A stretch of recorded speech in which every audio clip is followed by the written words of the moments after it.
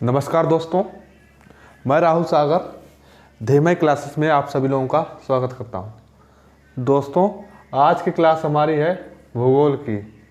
भूगोल में जो मानचित्र के द्वारा प्रश्न बनते हैं परीक्षाओं में, उनका अध्ययन करेंगे। ठीक है दोस्तों, पहला हमारा यहाँ का पहला प्रश्न है, भारत जो भारत देश है हमारा, उसका क्षेत्रफल क्या है? भारत देश का क्षेत्रफल क्या है? विश्व के स्तर पर अगर देखें तो मान लीजिए यह पूरी हमारी पृथ्वी है, यह पूरी पृथ्वी है।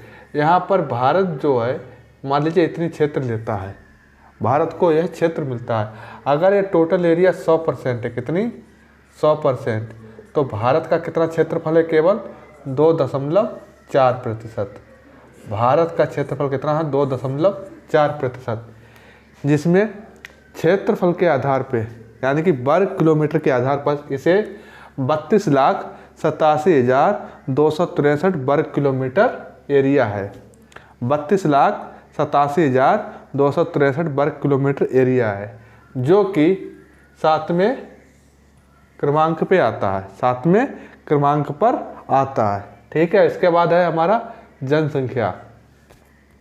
भारत की जनसंख्या विश्व की, इसी तरह से फिर मान लीजिए विश्व की आबादी मान लीजिए 100% है। कितनी? 100%।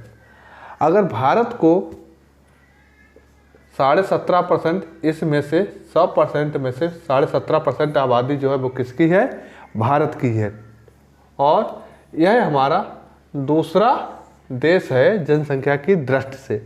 अगला है, हम देखते हैं भारत में राज्य और यूनियन टेरिटरी यानी कि राज्य और केंद्र शासित प्रदेश, राज्यों की संख्या है 28 और केंद्र शासित प्रदेशों की संख्या है 8।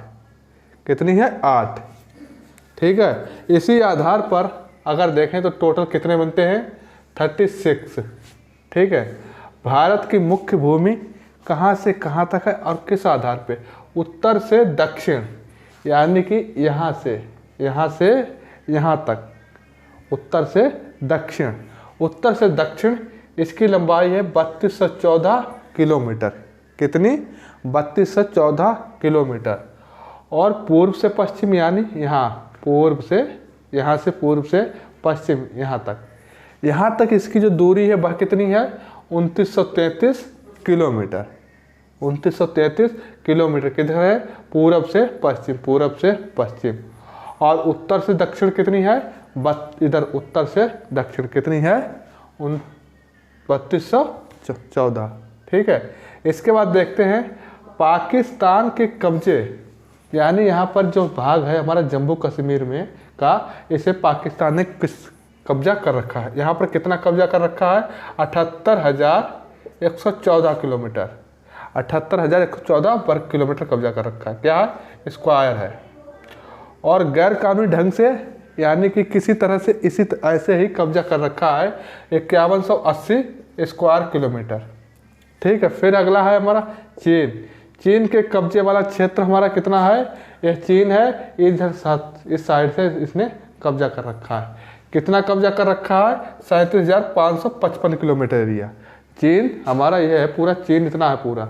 इसने अरुणाचल प्रदेश हुआ, आपका सिक्किम हुआ और लद्दाख, मतलब अब लद्दाख, पहले जम्मू कश्मीर एक ही में था, लद्दाख और जम्मू कश्मीर, अब अलग अलग हो गए। इसका है हिमाचल का, इस तरह के सबके मतलब हर जगह कुछ एरिया कब्जा कर रखा। तो टोटल भूमि कितनी बनती है?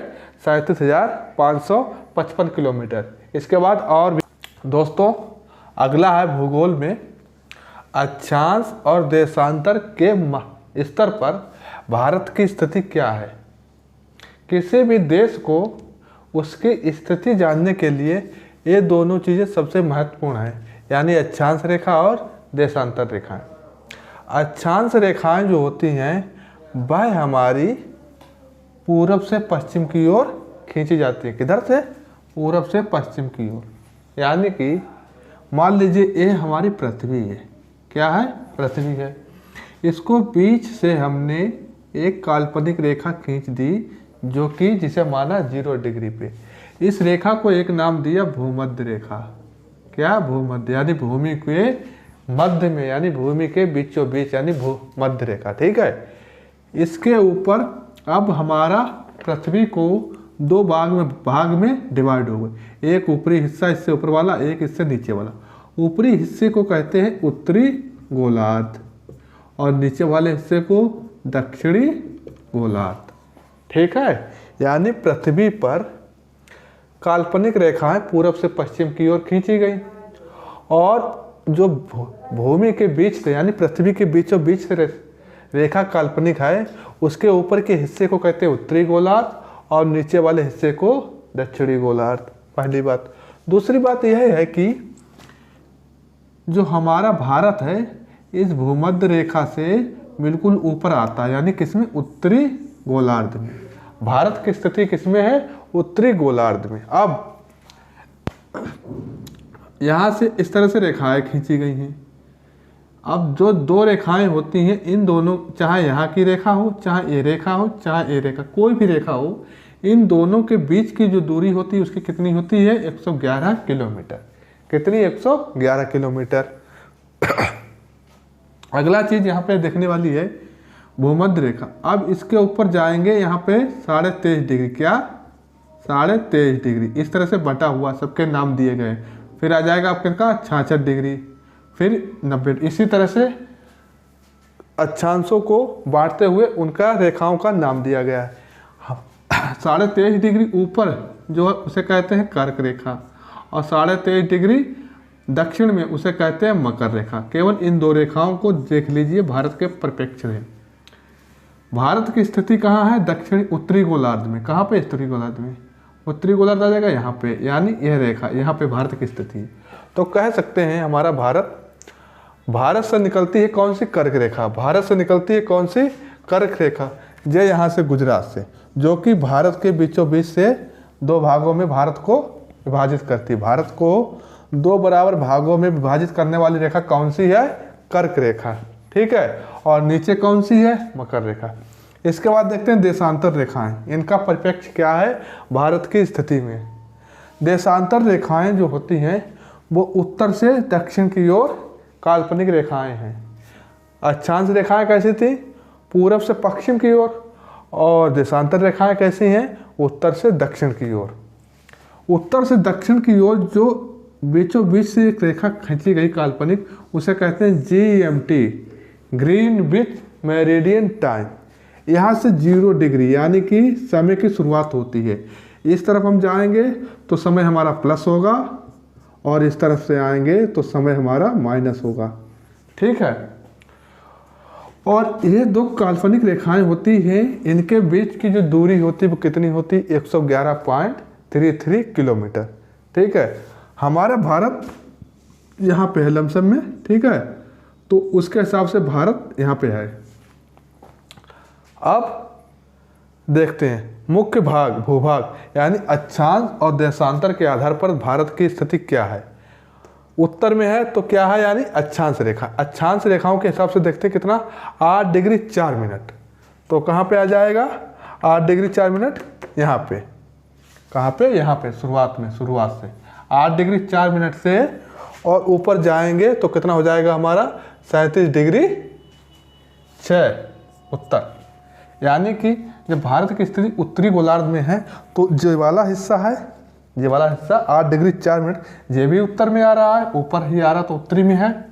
और 37 डिग्री 6 मिनट ये वाला हिस्सा, ये भी उत्तर में ही आएगा क्योंकि उत्तरी अक्षांश में भारत की पूरी स्थिति है इसलिए। और देशांतर के आधार पर देखें, ये 0 डिग्री, मान लीजिए इधर का हिस्सा है, इधर जाएंगे जब और देश दिए होंगे वहाँ पे 0 होंगी, और इधर वाला जो हिस्सा वो कौन सा हो जाएगा हमारा?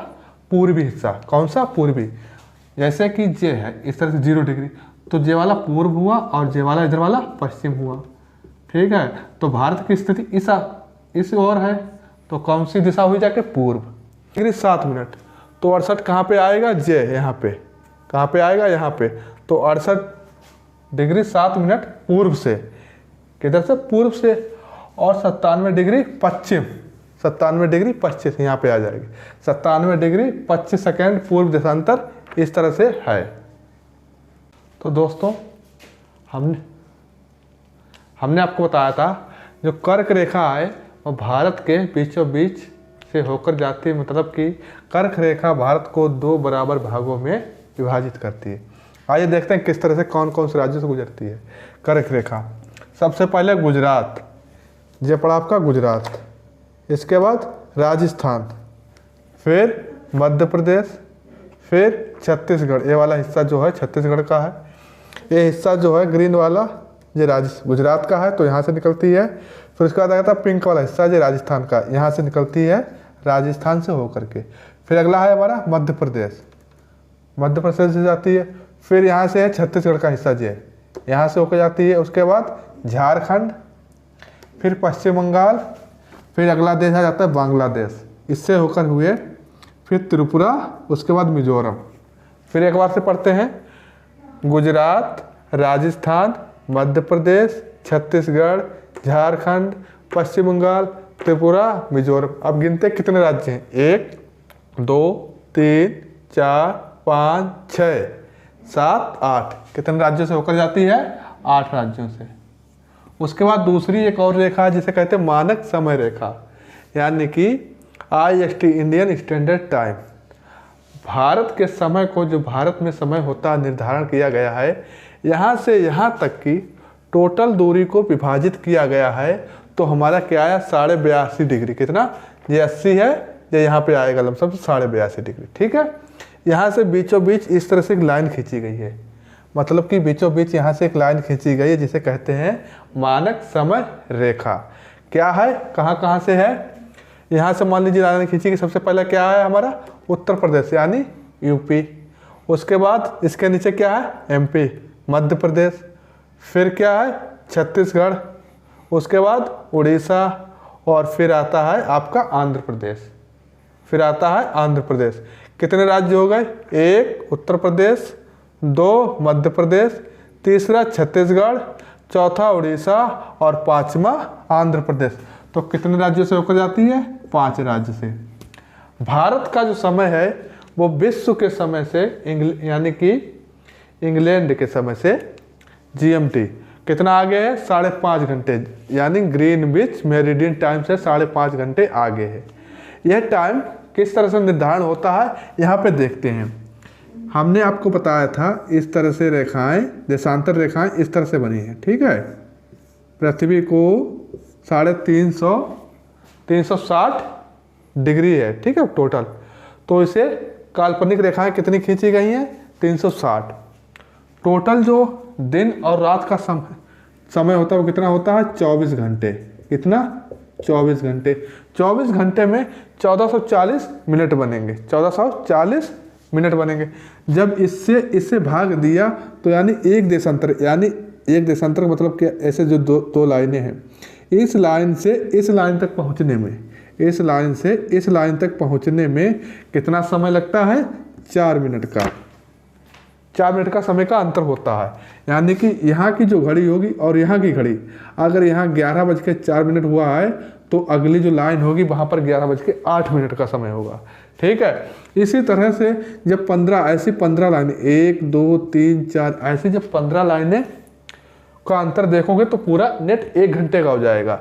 यानी 15 लाइन पहले इधर कितना होगा, 11 बजा होगा। ठीक है, और 15 लाइन इधर कितना बजे आएगा आपका, 12।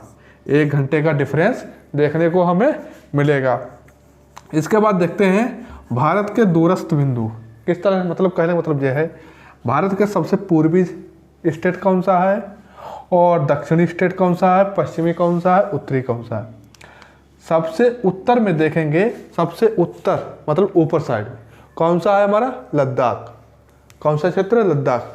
लद्दाख में एक सियाचिन ग्लेशियर पड़ता है, वहाँ पे क्या है, इंदिरा कॉल।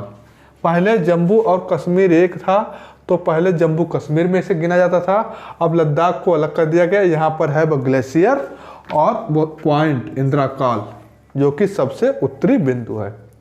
उसके बाद आते हैं नीचे दक्षिणी बिंदु। कौन सा नीचे, दक्षिणी बिंदु। अगर भूमि के स्तर से देखेंगे, किसे, भूमि, जैसे भारत का क्षेत्र केवल भूमि तक सीमित नहीं है, भारत का क्षेत्र कुछ समुद्रिक भी है और इधर भूमि वाला है। तो केवल भूमि के स्तर पर देखेंगे, यहाँ पर पड़ता है तमिलनाडु। क्या है, तमिलनाडु। तमिलनाडु में यहाँ पे एक पड़ता है केप कोमोरिन। ये केप कमोरिन, केप कमोरिन तो सबसे दक्षिणी बिंदु ये है। लेकिन अगर आपसे कहा सबसे दक्षिणतम बिंदु तो ये यहाँ पर है बृहद निकोबार में इंदिरा पॉइंट। क्या है? इंदिरा पॉइंट यहाँ पे बाय है। ठीक है, इसके बाद देखते हैं ये हमारा है पूर्वी हमारा आंध्र प्रदेश। कौन सा है? अरुणाचल प्रदेश। पूर्वी जो हमारा है सबसे पूर्वी जिला अरुणाचल प्रदेश।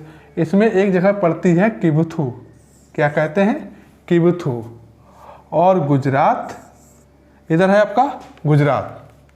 ठीक है, इधर क्या है? गुजरात में हमारा है गोरमुता। क्या है? गोरमुता। तो यानी सबसे उत्तर में क्या है आपका? इधर यहाँ पे पड़ जाएगा सियाचिन, इनमें इंदिरा कॉल है लद्दाख में। नीचे दक्षिण में क्या है? तमिलनाडु में है आपका केप कमोरिन। और दक्षिणतम क्या हो जाएगा? इंदिरा पॉइंट, जो कि बृहद निकोबार में है। और पूर्वी हो जाएगा किबुथु। कौन सा हो जाएगा? अरुणाचल प्रदेश। और इधर गुजरात है आपका, गुजरात में आपका हो जाएगा गोरमुता। ठीक है।